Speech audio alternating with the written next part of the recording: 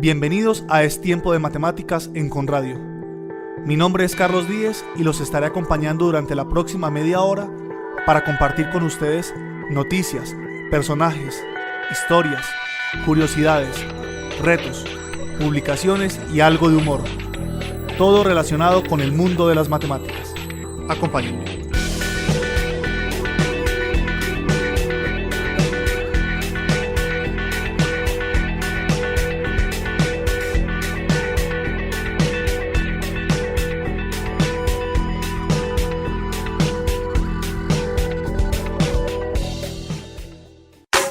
En Es Tiempo de Matemáticas, Actualidad Matemática.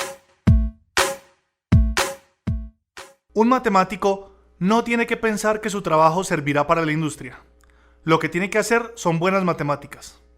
Hay cantidad de ejemplos de cosas que se creía que nunca se podrían aplicar y muchos años después se han podido utilizar. Por ejemplo, la criptografía, o sea, el envío de mensajes con seguridad, que es una aplicación de la teoría de números. Ese sistema está basado en el pequeño teorema de Fermat, un teorema de números primos muy sencillo. Hace 100 años nadie se imaginaba que sirviese para algo y ahora se utiliza para codificar mensajes basándose en la geometría algebraica, que se utiliza para codificar información de todo tipo. Eso es matemática fundamental, matemáticas más puras. Hay un estudio del Departamento de Trabajo de Estados Unidos sobre las mejores profesiones.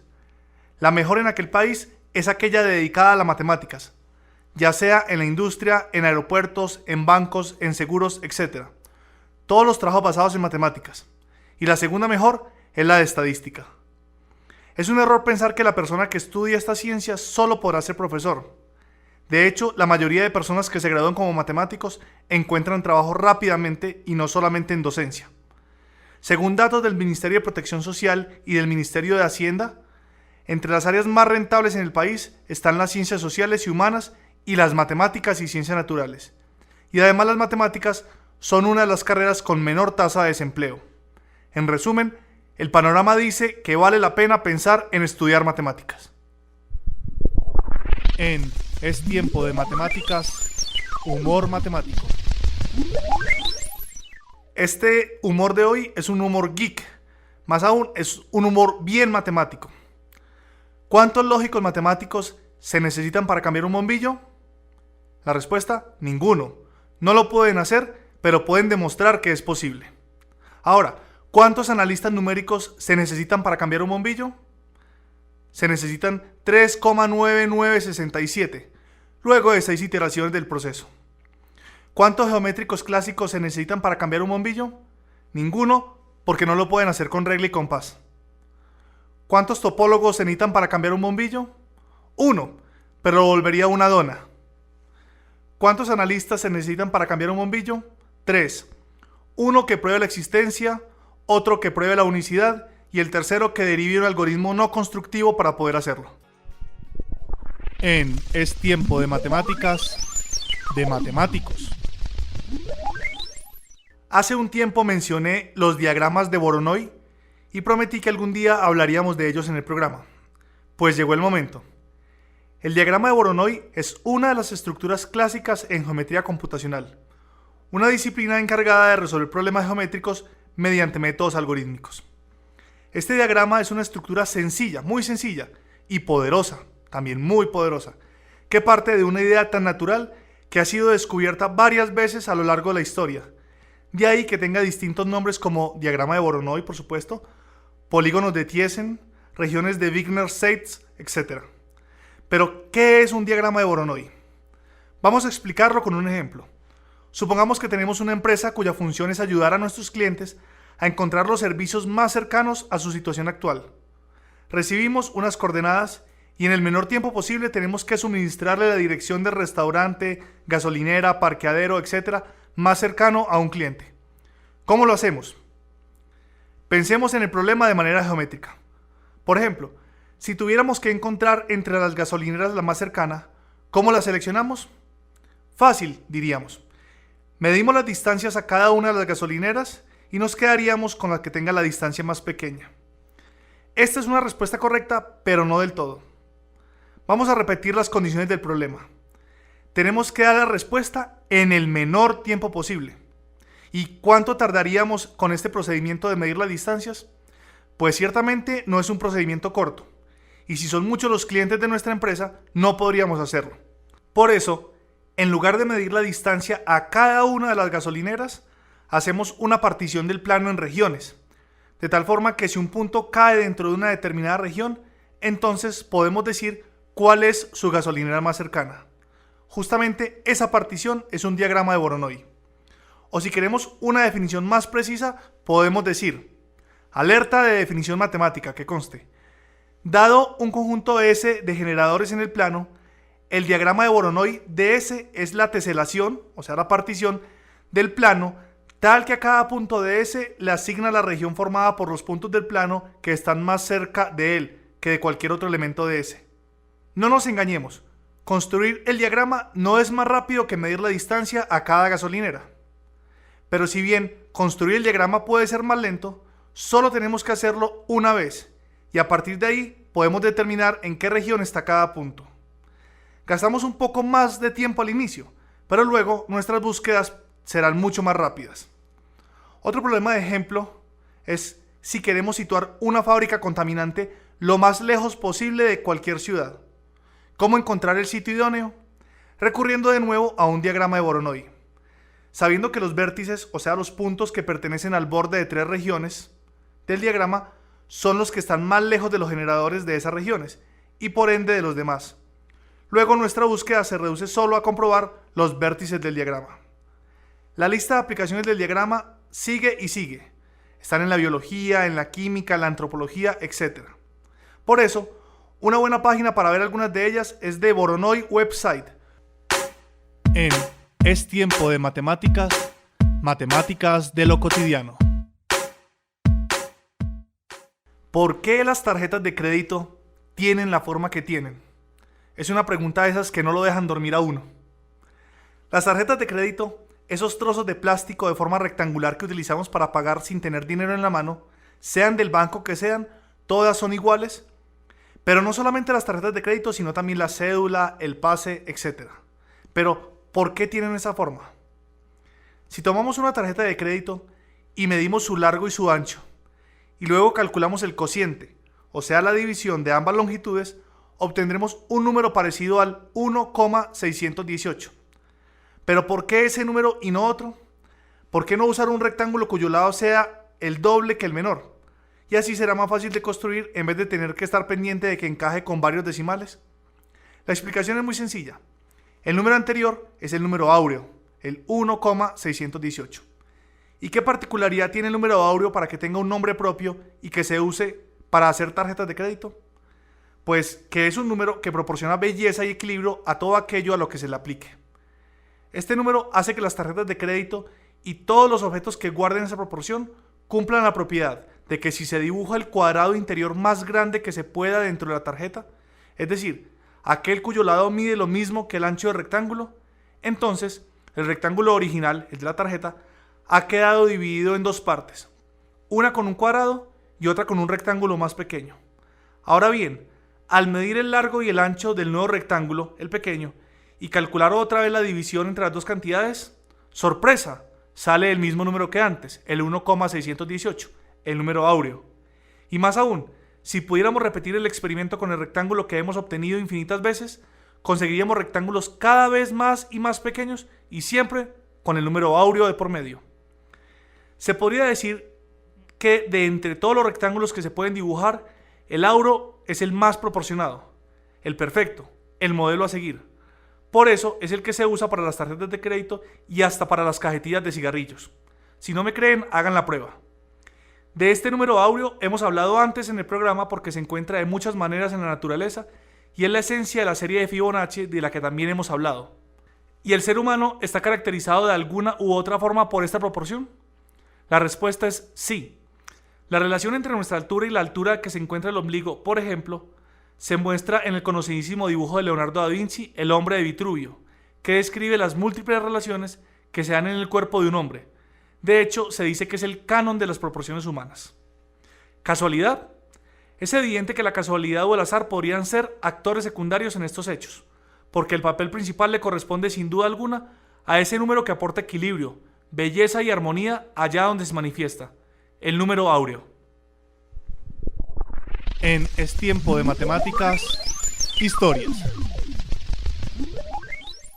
Una de las características más importantes del nazismo fue la manipulación, a base de propaganda y educación, de la ideología de los ciudadanos. Desde pequeños, los alemanes eran educados para convertirse en verdaderos nazis. Las ideas del Partido Nacional Socialista eran inculcadas en sus jóvenes mentes de formas inimaginables. Medios de comunicación como la radio o la prensa se convirtieron en un simple método de adoctrinamiento político de las grandes masas.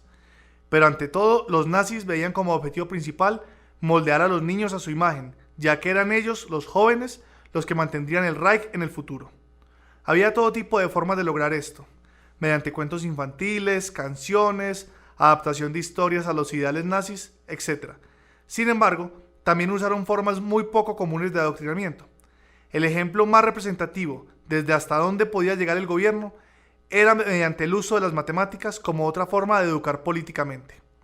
Y es que aunque parezca extraño, los miembros de educación nazi no dejaban ningún frente abierto y aprovechaban cualquier oportunidad para difundir sus ideas. De hecho, existía un ministerio dedicado especialmente a la educación del pueblo y a la propaganda. ¿De verdad era posible usar también una materia como las matemáticas con ese objetivo? Pues tristemente sí.